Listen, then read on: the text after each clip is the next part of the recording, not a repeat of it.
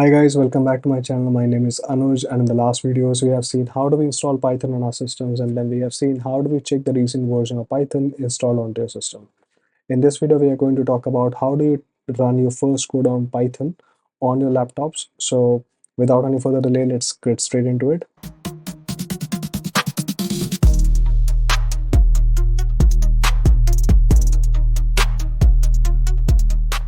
Okay, so we are going to start by using terminal.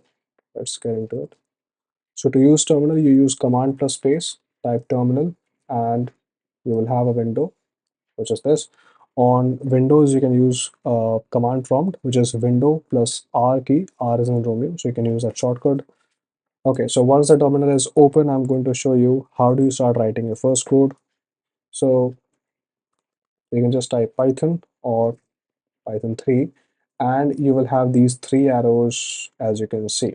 So once you have these, you can definitely start writing your codes.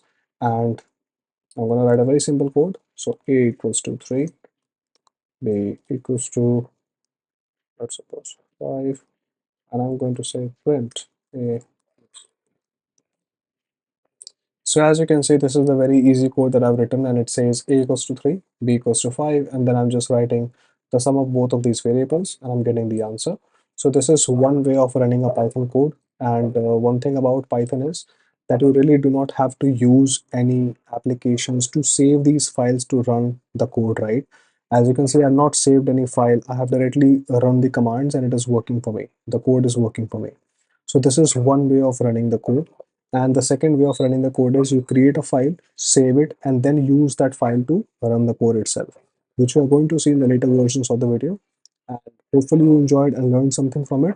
Please definitely leave a like and subscribe my videos. And in the next video, I'm going to show you how do we use or install Anaconda Navigator to run Python codes on it and to do our data analysis. If you are interested, definitely stick around. I'm going to talk about some machine learning projects as well, which will definitely give you a good insight.